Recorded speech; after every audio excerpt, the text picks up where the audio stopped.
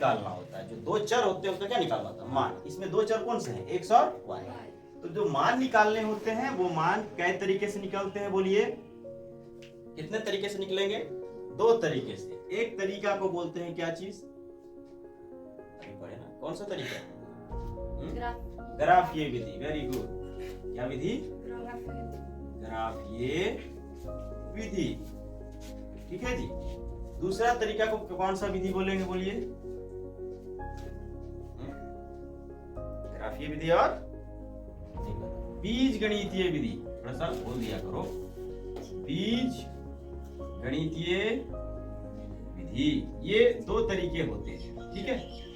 ग्राफीय विधि आप लोग जान गए कि इसमें से जो है दोनों के मान को निकाल करके दो बॉक्सेस बनते हैं, उससे ग्राफ बनाया जाता है और फिर जहां पे ग्राफ कटता है वही एक्स और वाई का मान होता है। लेकिन बीज गणितीय विधि क्या होता है भैया? इसके बहुत सारे मेथड्स हैं। जैसे कि बीज गणितीय विधि में नंबर 1 में आपका कौन सा विधि आता है? प्रतिस्थापन विधि आ जाएगा। कौन सा विधि? प्रतिस्थापन विधि। दूसरा विधि कौन सा हो जाएगा भाई? दूसरा विधि बोलिए, बताए थे, विलोपन विधि। कौन सा विधि? विलोपन विधि। ठीक है, विलोपन विधि। तीसरा विधि बोलिए, वज्र गुणन विधि। क्या विधि? वज्र गुणन विधि। चलिए ठीक है। ये इतने विधि हैं। इस विधि के जरिए, बीज गणितीय विधि के जरिए हम लोग जो है क्या चीज का मान निकाल सकते हैं? बोलो। X Y. एक्स वाई इसको नहीं बोला जाएगा, इसको बोला जाएगा कि क्या मान निकाल सकते हैं? दो चरों का मान निकाल सकते हैं। उसमें से एक को बोलते हैं एक्स, एक को बोलते हैं वाई। ठीक है।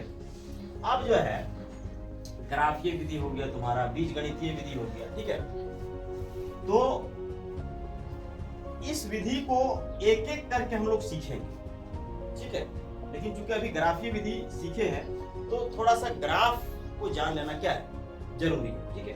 ग्राफ के बारे में जान लेना जरूरी है। तो देखिए, आप जब ग्राफ पढ़ेंगे तो बेसिकली अभी आपको ग्राफ तीन तरह के देखने को मिलेंगे। कितने तरह के?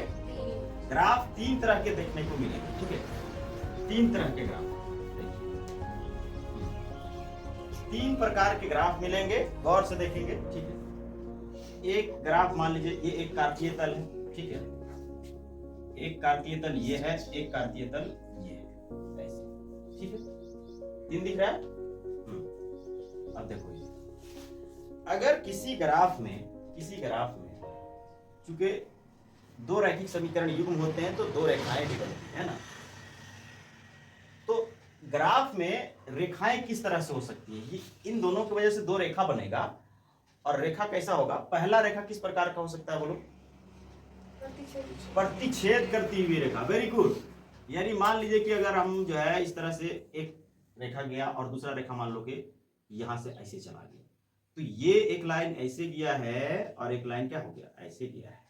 गया कि नहीं गया? तो इसका मतलब हुआ कि ये प्रतिच्छेद किया ना, तो इसका नाम हो जाएगा कौन सी रेखा? बोलिए। प्रतिच्छेद, प्रतिच्छेद करती हुई रेखा। प्रतिच्छेद करती हुई रेखा। तो पहला ग्राफ बनता है प्रतिच्छेद करती हुई रेखा का। ठीक है। दूसरा ग्राफ क्या होता है कि समीकरण इस तरह से होंगे और मान लो कि एक लाइन इस तरह से गया, दूसरा लाइन बिल्कुल इसी के ऐसे चला गया। ठीक। तो इसका नाम क्या पड़ जाएगा? समांतर रेखा। क्या हो जाएगा?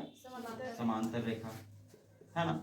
तो ग्राफ में जो है एक तो आपको देखने को मिलेगा कि कोई भी दो समीकरण आपस में जब उससे उस समीकरण को निकालेंगे और उससे जो रेखा खींची जाएगी तो उससे रेखा या तो प्रतिच्छेद करती हुई मिलेगी या दूसरा इस तरह से रेखा मिलेगा कि वो क्या होंगे? आपस में समांतर होंगे।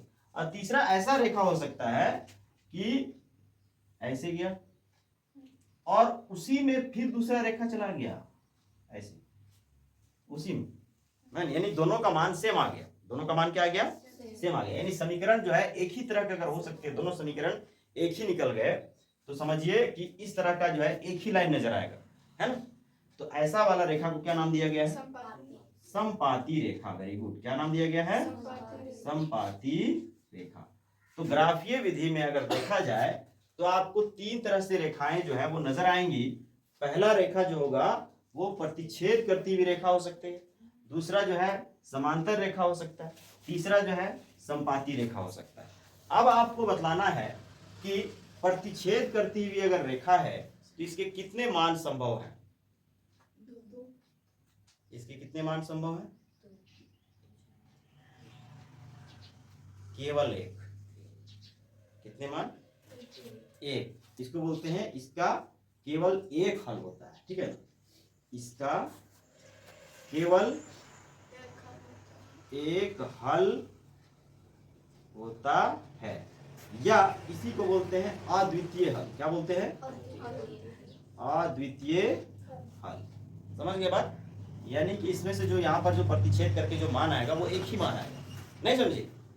x का एक मान आएगा और y का एक मान आएगा, यानी एक ही बार प्रतिच्छेद के एक मान आएगा। समांतर रेखा जो होगा, आप बताइए इसके कितने हल हो सकते हैं? हाँ, वेरी गुड। इसके कोई हल नहीं हो सकते हैं, कोई हल नहीं। क्यों कोई हल नहीं हो सकते हैं बताइए तो? क्यों? हाँ, वेरी गुड। इसमें रेखा जो है आपस में प्रतिच्छेद नहीं कर रही है, समांतर रेखाएं आपस में प्रतिच्छेद नहीं करती हैं, इसीलिए इसका कोई हल नहीं निकलेगा। कोई हल का मतलब एक्स वाई का मान इससे निकल ही नहीं सकता है, समझ गए? तीसरा जो है संपाती रेखा। देखिए संपाती रेखा, संपाती रेखा में आपको क्या लगता है कितने हल होंगे? अनेक हल। Very good. क्या लिख देंगे इसके? अनेक हल। अनेक हल। अब बतलाइए अनेक हल क्यों होंगे इसके?